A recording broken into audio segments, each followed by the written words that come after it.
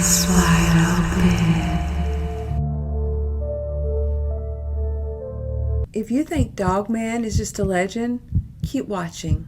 Have you heard of something called Dogman? Now, whether you believe the Dogman is a relic hominid of some type, a misidentified bear, or something far more fringe, the consistency of these reports is hard to ignore.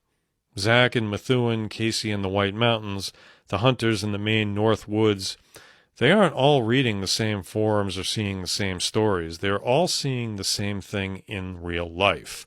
A 7 to 9 foot tall canine that walks like a man. The next time you're hiking in the New England woods, whether you're in the Green Mountains or just a local park in Connecticut, and the woods suddenly go silent, stop, listen. If the bird stops singing and the air feels heavy, maybe don't wait for a visual. Just turn around and head back to your car. Because in the oldest woods in America, some things have never forgotten that they used to be the ones at the top of the food chain. If you've ever wondered what really growls in the wilderness after sunset, you're in the right place. Don't forget to subscribe, and let's take a look. We have people who have shot these things at point blank range, and they keep moving. They don't stop. We have some folklore, some older stories, some newspaper articles alluding to that. And then there's a gentleman I spoke with in the Dallas-Fort Worth area who sees these things on his property all the time. And he'll tell you with a straight face that he put 7 rounds into one of them with 5.56 ammunition. I don't know very much about guns, but my understanding is that that's a lot of firepower. And the thing got up and kept moving. So yeah, parallels with a lot of what we see in other places with them being aggressive, stalking people, appearing by the side of the road. But we do have a lot of on foot, up close sightings as well. An officer had been called to a hunting cabin that had been mauled on the outside. It had claw marks and teeth marks that were over 7 feet tall, and the only tracks they could find were dog tracks. According to the story, a rancher and his son moved to Converse, Texas. And so he told the son, I want you to go out by yourself and hunt for a deer. So he gave him a gun and he sent him out. And then by late evening, the son hadn't returned. So now the father thought, well, getting a little worried.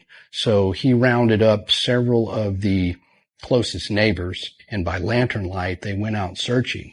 And when they got down to Skull Crossing, they came up on the bloody body of his son, and it was being ripped apart by this creature that was hunched over him. And the creature looked very wolf-like, canine, snout. And when they put the light on this thing, it stood up, and they took a shot at it, and it took off running on 2 legs, ran into the woods. If this thing wanted to close the distance and get up my stairs on my front porch, I think it could have. There's no doubt in my mind that if it decided it wanted to drop down and just explode and get to me, there's no way I would be able to get through my front door and close the door against. And the truth of the matter is, and I've thought about this a lot, there's my front door, man. I'm looking at it right now. It's something that big, just punch right through it. There's no stopping it from coming into me and into my house if it wanted to get me. You know what I mean? Down here, we don't call it Dogman. We call it the Rougarou. Some people call it Loup-garou. And they kind of go back and forth with the pronunciation of the name. Like, you mispronounce the name, and I'm like, shut the up. You know what I'm talking about. But the truth of the matter is, you got 2 different types of Dogman encounters.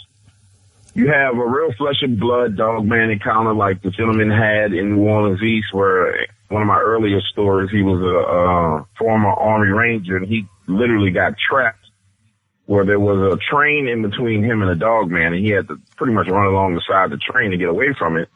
And then you have demonic encounters where there are things that are manifesting that are kind of mimicking and manifesting themselves to look like a Dogman, right? So kind of put it in a nutshell, right. Those are the 2 type of encounters that you have.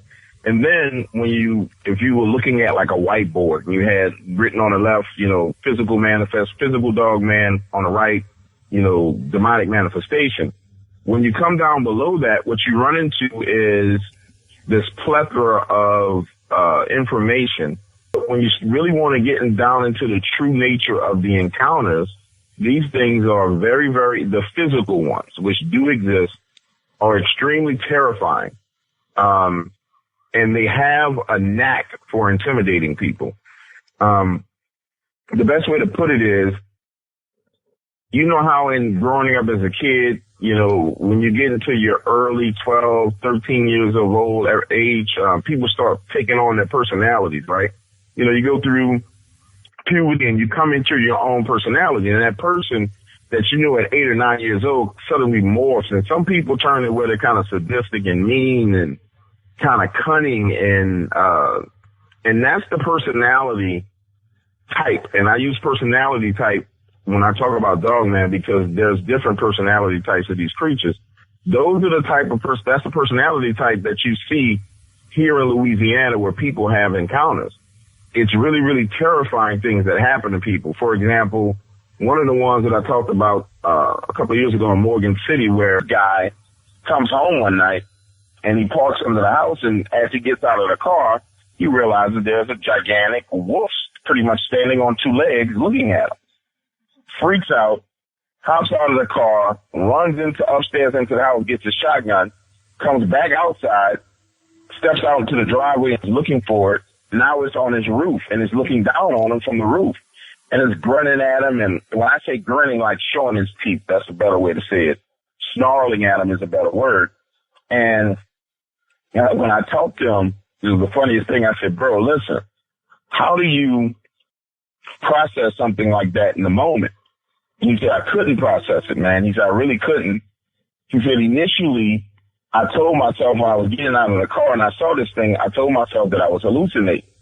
He said, until I heard the growl. And after I heard the growl, I realized whatever it was real. And he literally left his car door open, ran upstairs into his house, grabbed his shotgun, came back outside because his wife and kids were inside. And he's like, you're not going to get my wife and kids. And then it's on top of his roof of his house, where the house is up on. So you got to understand the athleticism of these creatures. That's when I first started really learning about Dogman and what it was capable of. And then the strategic manner, you think about how strategic that is. He goes into the front door of the house. He has to go up steps to get in the front door of the house. This thing climbs up on top of the roof some kind of way, or jumps up on top of the roof, then positions itself on the roof above the front door. When he comes back out, he doesn't see it until he turns around and looks and is right above where he came out of the door. And that's when I started to understand how intelligent, cunning, and actually conniving these creatures are. And that's when it really became terrifying to me. So I dug into it deeper and started taking phone call after phone call after phone call on a topic. And there were these common themes and these common threads. And that's how I figured out if someone was telling me the truth or they were lying. This took place in the summer, so it was during summer break. I was about 17, and my parents had left me at home for the first time while they went away on a vacation, so it was a big deal. So I had some friends over, and we hung out and watched movies until kind of all hours of the morning. It was probably about 2:30. My friend had to get home, and I said, well, I'll walk you back to your house. So we started out walking. I remember it very clearly being a very brightly lit night from the moon. We're two 17-year-olds who have been left alone to our own devices, so just started making these howling sounds like a wolf, and we're just fooling around, and all the way up the hill we were doing this. And as you come near the crest of the hill, there's a spot where the road forks. And from off to the left, like even to this day, it's really tough for me to verbalize how shocking and powerful the sound of that kind of just ripped through the night was. It went from like a high-pitched shrieking to like the deepest bellow roar. If you've ever been to a metal concert where they've got those huge sound systems set up, it kind of shakes you and vibrates your body. We turned our heads to where we felt like it was coming from, which was off to the left. And at that moment, a tree on that side began to be whipped back and forth. You know, needles and cones and stuff are coming off the tree and hitting the ground. I remember that sound. Next thing you know, this thing steps out from behind the tree, and the very first thing that I noticed was its eyes, which had this glowy, reddy orange look to them. And I know there are some animals that have red eye shine, but none that I know of that are like between 8 and 9 feet off the ground. I felt like if I looked at them for too long, like I felt like all of my willpower was kind of like just slowly leaking out of my body onto a puddle on the ground. And the more I looked, is the more I just felt like I couldn't do anything. Like I just felt paralyzed. You could see the steam from its mouth as it was doing this, and then clack, clack, clack with its teeth. Like it felt like an intimidation. It had taken those 2 steps and it cocked its head as if it heard something, did this huffing and clacking sound, and then it turned and, like, I swear to God, in one bound, it cleared from where we were to the tree line. And it must have been, I don't know, a 10 or 12 foot jump, and it was just gone. And about a minute, 2 minutes later, vehicle came up, stopped and asked us if we wanted a ride. And that was kind of the end of it. I think it's the scariest thing I've ever encountered. And I've been bluff charged by bears a number of times, and that's scary, but nothing holds a candle to this thing. There's just an intelligence and an awareness there that just says, if I want you, I could have you. That morning I was out there, and it was the same deal, 4:30, 5 o'clock in the morning. I'm sitting outside on my porch, and I'm spotting the tree line with the spotlight, and I happened to look over at this one area across from our yard, and over there was this line of trees, and I seen this set of eyes, this set of green eyes, and when I shone the spotlight on there, you could see they were huge green eyes, big bright green eyes. And it was just the head of this thing peeking around the tree. And I couldn't really see any more than that at this point in time. But the scary part was the look, like the actual look of this thing, the way that it looked. And it was just staring at me. And, like I'll never forget the eyes. It was the biggest set of green eyes I'd ever seen. And it was the biggest wolf head I've ever seen. And this thing was gray. And, I sat there, it seemed like a minute or two as we looked at each other. And the next thing I know, believe it or not, this thing grabbed the tree right there that it was peeking around and proceeded to stand up. And at that point, I was shaking. The light in my hand was shaking. I was shaking. And I really wasn't understanding what I was looking at or what was going on. And, this thing I could see because of how it was standing on the tree line. I could see from the upper half of its torso up. I could see these pointy ears, a snout, shoulders, all the way down to the wrist. I really couldn't see much past the torso down, but this thing was just standing there. And I was reaching behind me when I had the light in my right hand. I'm reaching behind me, feeling for the doorknob on my front door. And I was just kind of in this stupor, this trance. Like, what am I looking at and what is it doing? And it took 2 steps toward me. And I woke up right then. I snapped out of it. I grabbed my doorknob. I ran inside and I was going to go get my wife. And I was thinking to myself, I have to get my wife so she can see this. So somebody knows that I'm not seeing things, that this thing is for real. I ran inside and I shook my wife and I said, babe, you have to come out here. And she said that at that moment she could hear in my voice that something was completely different. Normally if I would have woke her up at that time, she'd been mad. But she said she could tell by the way I spoke that something was wrong with me. And she sat up out of bed. I said, you have to come out here and see this. And I just knew that by the time, the 10, 15 steps we took from our bedroom to the front door, I just knew that this thing would be gone. Why would it still be there? And I walked my wife out to the front door, and lo and behold, when I opened the front door, I turned the spotlight over to it, and there it stood, you know, and the look on my wife's face, you know, said it all. You know, she was seeing exactly what I was seeing. And she was just instantly just in shock. You could just see it, you know, and to know that, you know, you're looking at something you don't really, I mean, it's just so hard to explain. Like, you know, at this whole point, we were thinking, you know, like something like Bigfoot, Sasquatch, and this didn't look anything like what we had seen online or research.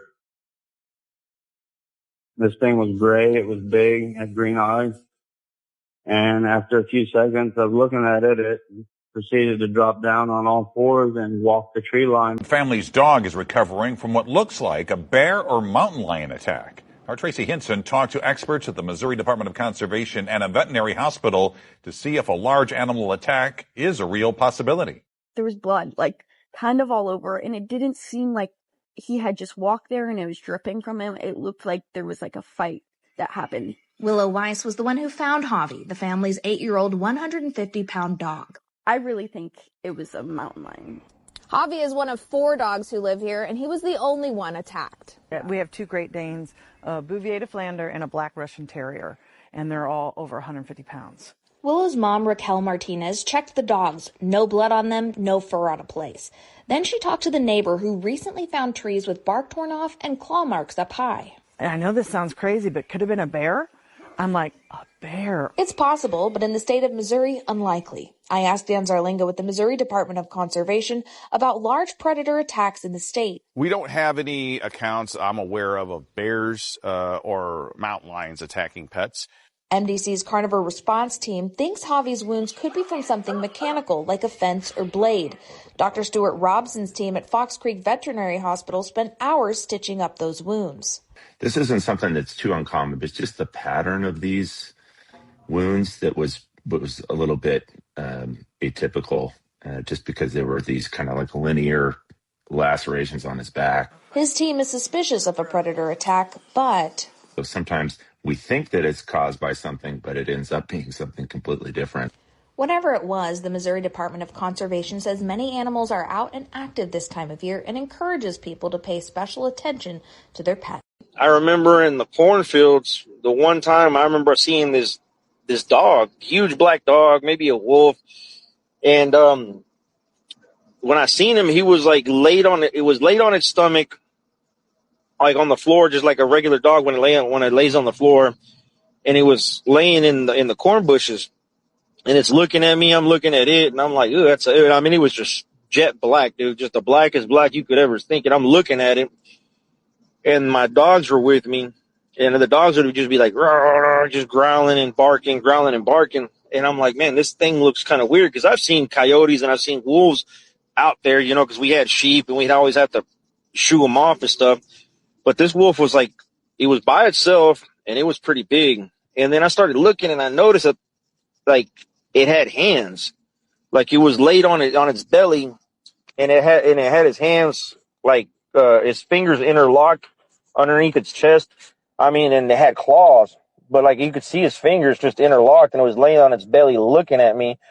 And it would look at the dogs, it'd look at me, and I would look. I mean, I don't know how long I sat there and looked at that thing before I decided, like, I think I just need to get up. And around this time, I want to say I was maybe like 8 or 9, maybe a little bit younger, probably.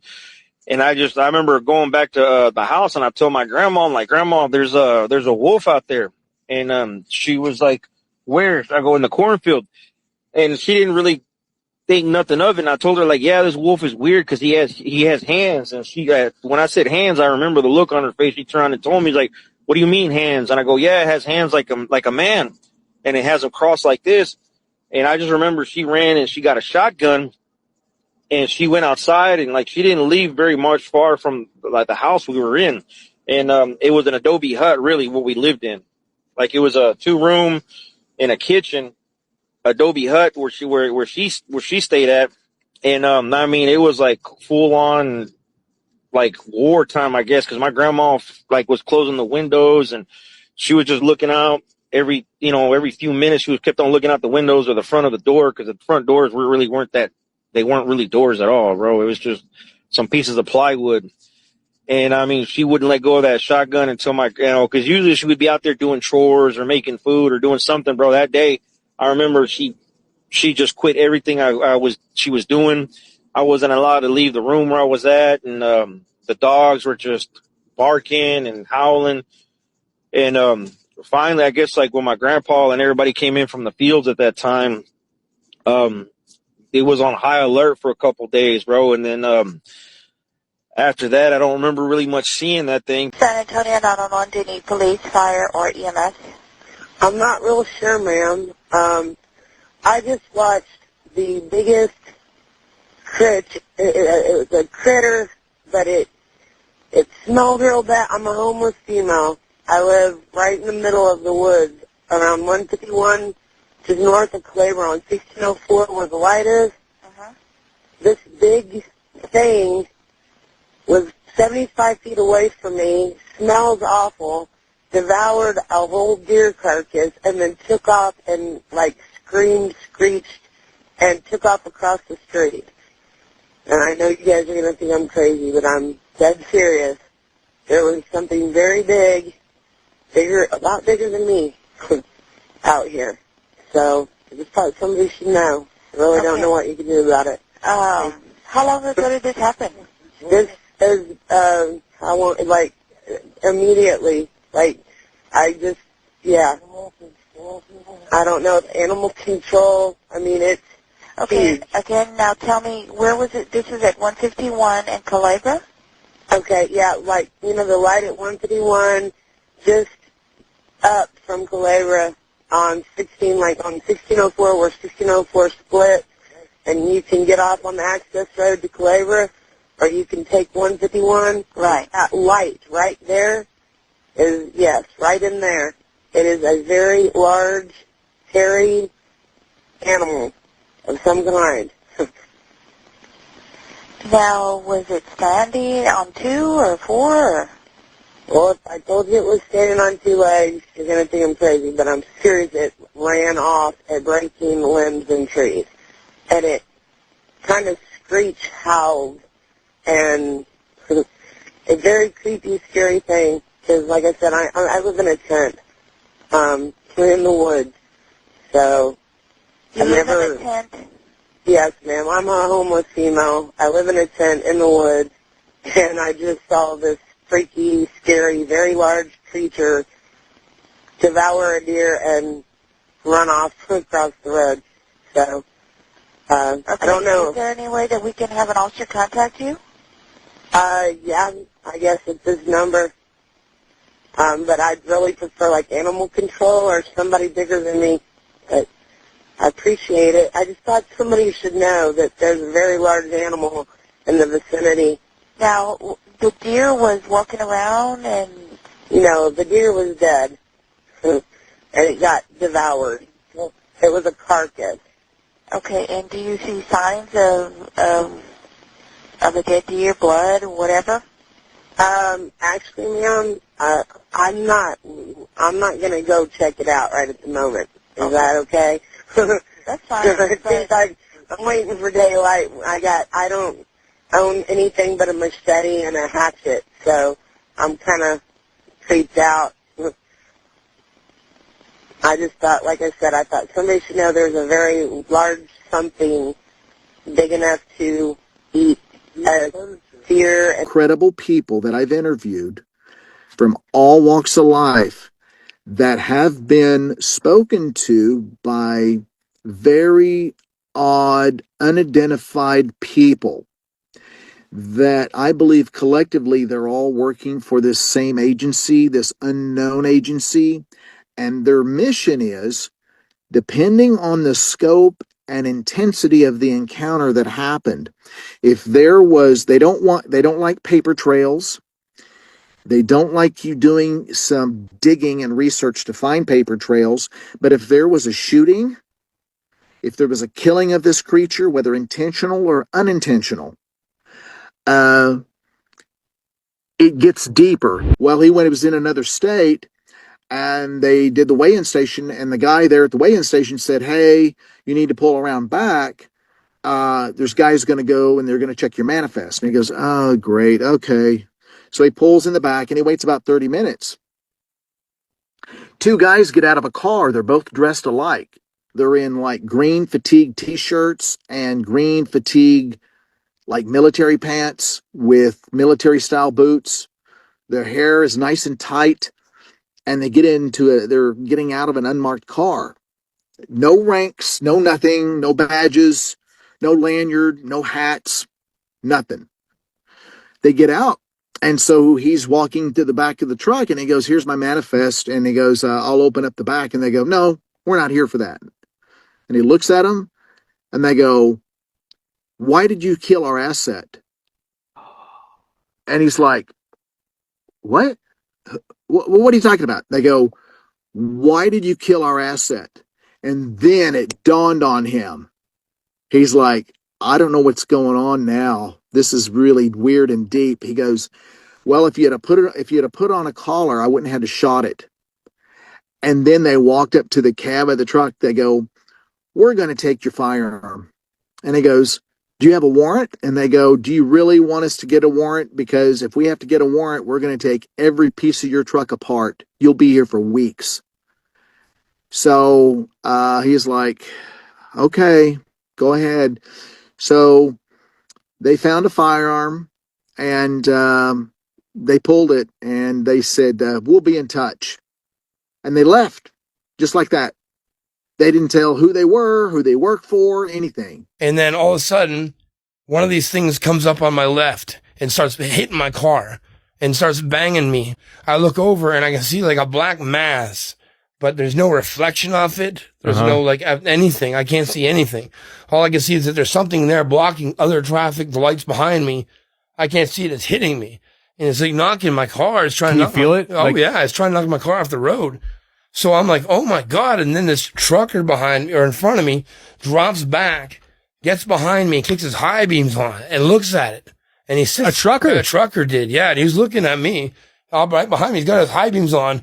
And then he comes pulling up behind me as close as he could to me and speeds up and tries to knock this thing off of me. Are you serious? Yeah, absolutely. Yeah. Holy crap, dude. Yeah. That's why I was like, Hammer Road Legends, baby. For those of you that have seen some of the shows with me on there, then you will know about the upright walking canid that Bluff charged me or however you want to say it.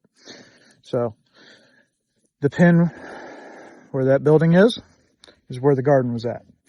So I had to come out here after dark to go turn off the water and everything else because we had let it run. I was standing about right here, and then right to the side of that trailer, other side of that fence, about 50 yards, is where I spotted it. The trailer and that equipment was not parked back there at that time. It was all open. That's whenever it decided to stand up, because I could catch a whiff of it. The wind was from the south. That's south. It stood up. It come straight at me, right to the fence line. I took a couple of steps towards it, dropped to one knee into a shooter stance, and started opening up on it.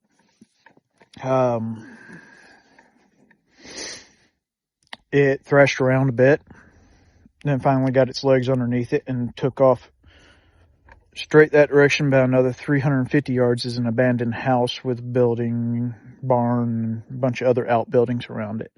That's where it took off to. At the time, I did not have permission to be over on that part of the property that is owned by somebody else. So not one of those things of I could go pursue it if I wanted to without trespassing. On the same time, if you've ever dealt with predator hunting, if you shoot a wild pig or a large cat or anything like that and it's wounded, that is not the time you want to go into the area that it just ran into. Everyone, Charlie and I are super excited. We are going right now to interview a Dogman eyewitness. who Charlie was speaking to last night, and he was going to do a video interview, but we had a turnaround and decided that instead we were going to go out to the location. And this guy is going to meet us. We're going to interview him out there, and we're going to see the exact location of where this Dogman encounter took place. So I don't know what a Dogman is. I kind of think it's more paranormal, supernatural, maybe, comes and goes. Interdimensional? Into our dimension. But a Dogman, I don't know. That is creepy. A lot of witnesses claim them to be menacing, evil. So this is a little nerve-wracking going to the exact spot where he saw it, even though it's 4 years ago. It's the exact location. He is in front of us in that car.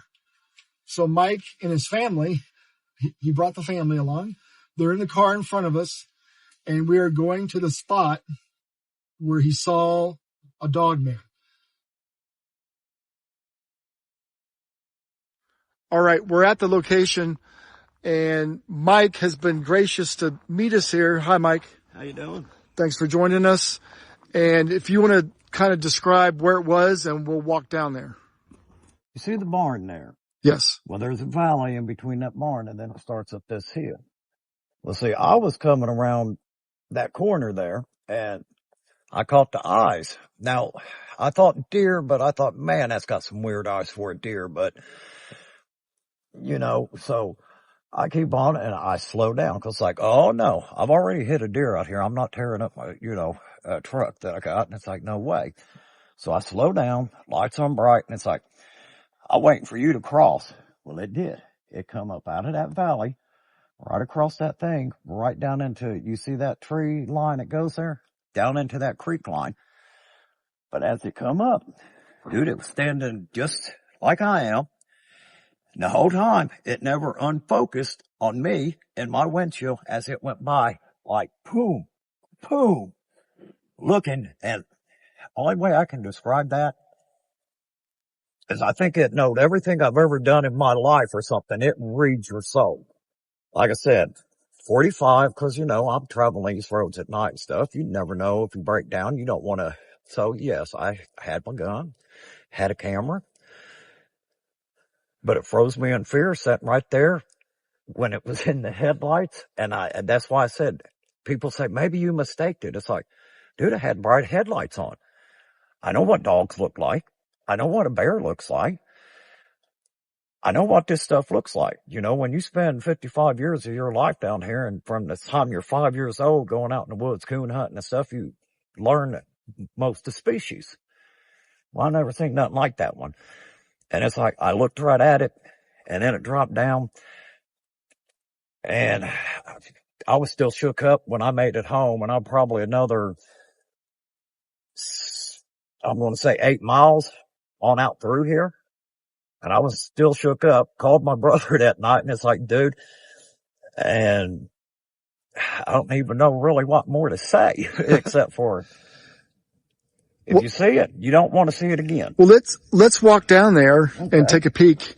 And if you ever see it, I guarantee you won't want to again. Like I was telling you, my cousin, now if you keep going straight on this road, you'll go up a mountain. That's called Drip Rock. And at the top of that mountain, on her bus route at 4:30 in the morning, she sees this thing. It shakes her up so much, she goes back immediately, makes them change her bus route, or she said she ain't working there no more and doing this route. Now that's a bus driver. And you seen what she said. It scared her to death. She's like, that was horrible. So, like I said, I asked her if you, would like to come out. And I did get a phone number for you could call her, but she's like, I'm busy tonight. She said, I don't even like talking about that. We're at the spot now. So describe again where this was and what happened. It come up on that. You see how that little valley? Well, I seen it coming, probably, I'm going to say 20, 30 foot. And that's the reason I went ahead and stopped, because I thought it was a deer. And that's when it come across on 2 legs, standing like we was, like if you just took off running. and come up. That's when I seen the snout. I seen the hairline, and it goes down to like a skinny waist, almost a human look. Now, I'm going to say, I guess it dropped down or whatever. I didn't stick around long enough to find out. I just wanted out of here. I ain't going to lie. That's the only thing I could think. They say flight or fight. Or flight. Well, I was pretty frozen in fear. And when I did get myself together, when it come down over this, I was definitely on the flight pattern. I was gone. But now you tell me something like that, two-leg. I tell you what, just walk down that if you think you can. Oh, yeah, that's steep right there. Now Very that's where steep. that thing went right on down. Didn't that seem like they had a problem? So I come out the next day thinking, I know it hit down through here. Going to be tracks. Mm-hmm. No tracks. Yeah, it looks very steep right there, going down to a creek. That's what I said. I wouldn't try, but you're welcome to try and reenact it if you think you could just be like, oh, I can run down that. I'll hold your camera. Yeah. No, I don't think I'm going to do that. So, now, what time of night was this? This was about, I'm going to say about 2:30 in the morning, because I just left my brother's house, and he lives actually in town where that bridge is. Hold on. Let that car pass. Okay, go ahead. And it was about 2:00 when I left his place. So it was about 2:30 in the morning, because I'd stopped by Shell, got a pop, and was, just heading home, calling it a night. And how fast were you going? Well, when I was coming down the road here, probably about 45 to 50, but I was dead stopped when it actually come on up, because I didn't want to hit it. Okay, hold on. Let this car pass. Okay, were you coming from the opposite direction down there? Yeah, I was coming this way. Coming towards us. Yes, and I stopped about where that sign was, because, like I said, I seen the eyes like, oh no, I don't want damages from a deer. And it wasn't a deer. So he came up that embankment. Yes, and went over. That's a pretty bad embankment. Yeah, I noticed that. I'm going to look at it real quick. Here's what I found. Let me look real. You guys be careful here. Mike, so when you say you saw eyes, you mean you saw eye shine? Yeah. And you tell me something in that valley has to be awful big to be giving me an eye shine. That's when I come back the next Hey, guys. Come over here, though, just because the car's coming.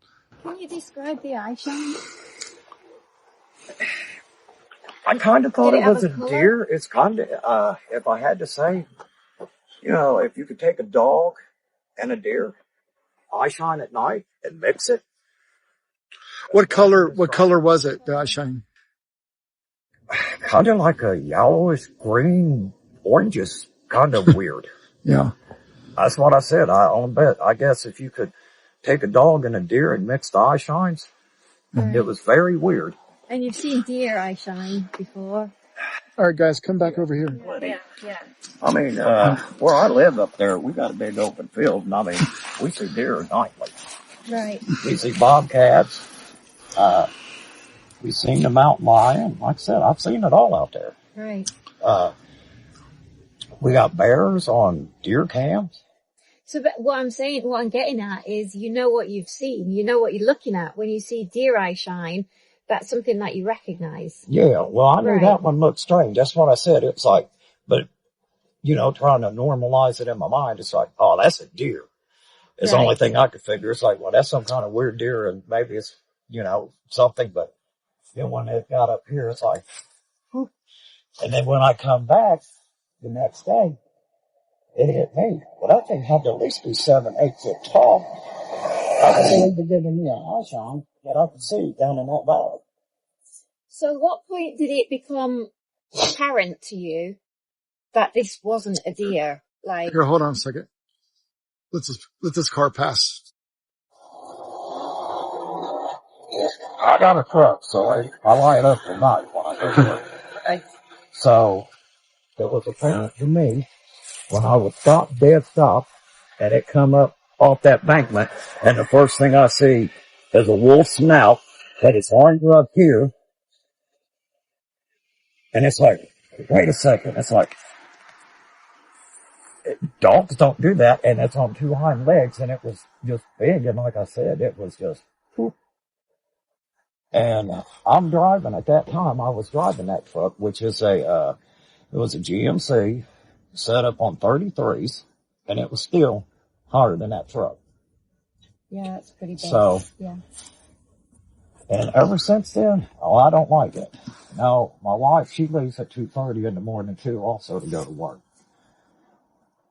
And she says she hates this spot, and she says if she ever sees it, she's quit work, and she's done traveling. So, Well, that might do it for me too. she said, I wish you'd have never told me. It's like, well, I was pretty shook up, you know. Right. I told some people. Yeah, Dogman is it's terrifying. Now, did you know anything about Dogman before you had this experience? No, everything I'd always heard was of the squatches and Bigfoots and all that, and I ain't gonna lie to you, and all, I was kind of like, well, I've been in these woods all my life, and I've not seen the first sign of it or anything else. Well, sure, we hear wood knocks and stuff at night around my house and hoops, which, if y'all ever want to have a day to come out, I got a big field you can camp in, and if you hear that thing squall, Oh, we would love to. We would love to. you're more than welcome to. But that's when I actually started, I put a post on Facebook around here. It's like, hey, has anybody ever seen that? And that's when my cousin finally told me about it, what she said. Same thing. And a couple more people said, yeah, they have seen it. And everybody seems to think it likes Happy Top. Now that's a road, if you go up here, you take down Murphy's Ford, and about halfway through it, it's you gotta have 4-wheel drive, you know, like side by side to get up in there, unless you go all the way to Jackson. Right. And that's where another cousin of mine lives. And he's been trying to catch whatever something is that keeps taking his livestock small. And, you know, it's a muddy field. He said, I've heard the growl, I've heard this thing. He's like, and we set up, he's like, but we never can catch it. It don't leave no tracks. Mm-hmm. And that's what I said here. I couldn't find no tracks. Right. Mm-hmm. So I know it's on feet. I don't know if it drops to all four, but how can you walk in mud and not even leave a track? Now that's what really gets me and makes me think, is it a skinwalker? Mm-hmm. Because it's not a native land here. Mm-hmm. So I'm kind of almost thinking, could it be? Yeah. I want to ask a few questions. Were the legs bent backwards or straight like a human? From what I could tell, they looked to seem about like ours. Okay. From what I could tell. Did it have a tail? To be honestly, I really can't recall if it did. I don't feel like it really seemed to have a tail. It just seemed, like I said, when it come down, it was still hairy, but it looked more human-y. Okay, more human. At that point. Well, I was like, a wolf man? And then that's when I started discovering on the internet, oh, there are such thing as a dog man. It's not wolf man. And it's like, oh. What color was it? All jet black, dude. Jet black. It's jet black. Black as you could, about black as your coat. I had a lady years ago. I called the episode The Roof Walker. And I feel like that was a Dogman entity. I'm not sure if we actually had the bravery back then to call it Dogman, because I remember when I first started the show, I kind of thought Dogman was ridiculous. Right. I was like, Bigfoot's for sure. Dogman, I don't know, because I never had an opportunity to talk to people that had experiences with Dogman, because I came from this Bigfoot culture world. And it wasn't until like in the episode 50 something or 40 something, I had my first person who contacted me about their Dogman encounter. It was like a week or two in between the two people. It was both women, and the details that were so similar between the two ladies sharing their experiences with this Dogman creature. If I remember correctly, it was just different parts of the country. They were both little girls when it happened, and the characteristics and the interaction was so similar that I started thinking, this is interesting, you know? maybe the whole idea of werewolves isn't so much just Hollywood, but comes from some kind of reality. I didn't really have a scope or parameters to put it in. I remember that's when I had my first opportunity to talk to somebody, wanted to give detail. You probably won't believe this, and I have gone back and forth about posting it because I know it sounds weird. I'm not claiming I saw a werewolf or anything like that. I only know that I saw an animal that I could not identify, and parts of the encounter still bother me. This happened last October in northern Wisconsin. I was driving home from a friend's property at around 12:30 in the morning. It was cold, but not quite snowing yet, and the road ran through several miles of thick woods with almost no houses.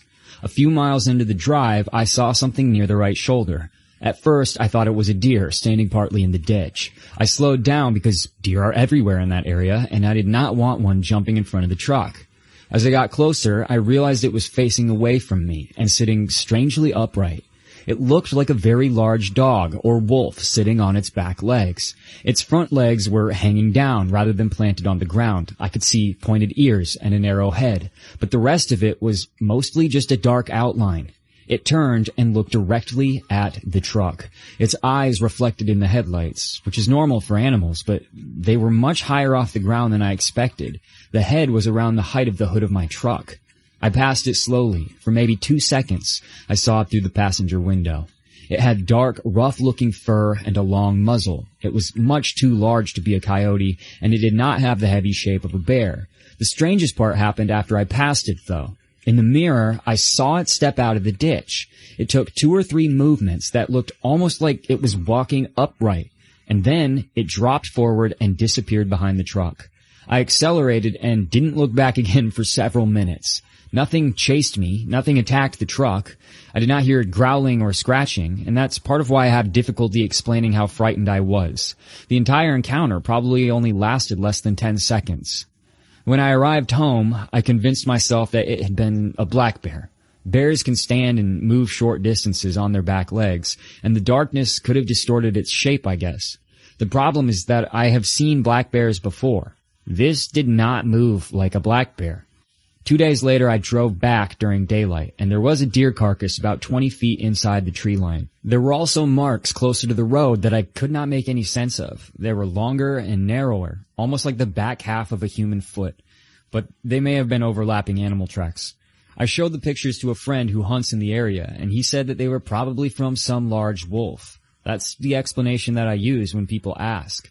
A large wolf was feeding near the road, and it sat upright for some reason. It stood briefly on 2 legs and then returned to all 4s. I've heard all the stories about Dogman, and even the ones that say maybe Dogman is more of a scavenger cryptid than a killer. It doesn't help that other people have reported seeing Dogman-type cryptids in that area. Still won't go camping or hunting out there by myself.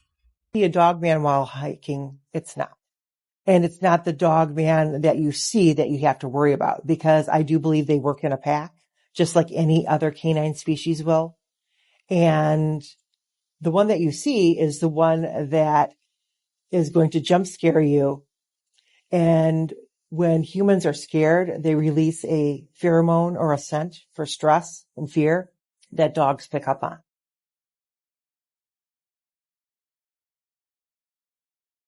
Alright, so the picture that you see, or the little clip you see, is from a couple in an apartment. Old girl says that she keeps seeing something run past this little hole in her ceiling. She's seeing movement. And she's asking old boy if he'll take a picture since he's taller and he can get his phone up in there. Well, he zooms in with his camera. He doesn't see anything in the hole. He turns around. He's looking for a little set of stairs on like a little stepladder or a footstool or something, and you hear the girl scream out, and he turns around and she fell back, right? And she says something grabbed at her when she took a photo, and then it shows her screen, and it shows an arm coming out of the hole with a hand covered in hair with long black thick claw nails, right? And, it's got yellow eyes. Okay. Now the pupils are slit like a cat eye, kinda. And I mean, they're really popping out in that picture. Like, I don't know if it's glare, self-illumination. My thought on it was, I've been hearing a lot of Dogman stories, right? And about Dogmans that live in dark places like crawl spaces, under houses, and above houses. Okay. My question is, if anybody has had a Dogman encounter and, seen one of these suckers up close, seen their hands specifically, is that what their hands look like? I mean, cause it looks like a hand with some thick black claws like nails. And from the descriptions I've heard, that's what it sounds like. The only difference is the eyes. Generally, they are, amber colored. Typically, one that reported, I mean, not always, sometimes they're red, sometimes they're blue. I mean, I guess it varies, like everybody else's. But I still wonder, instead of a demon or a djinn, if this could just be a dogman or another variation of cryptid, some that's not on the books, not supposed to be here, not supposed to be real, and yet, we wind up having situations like this.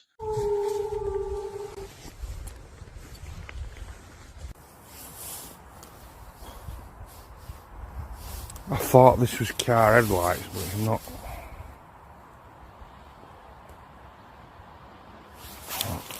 And it's blinking.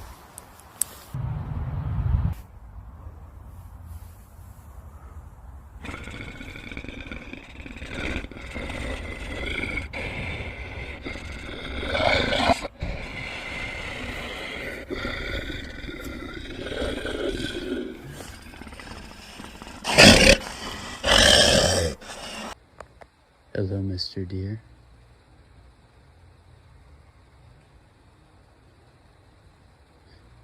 There he is. Look at him. He's been there all along. Hello, Mr. Deer.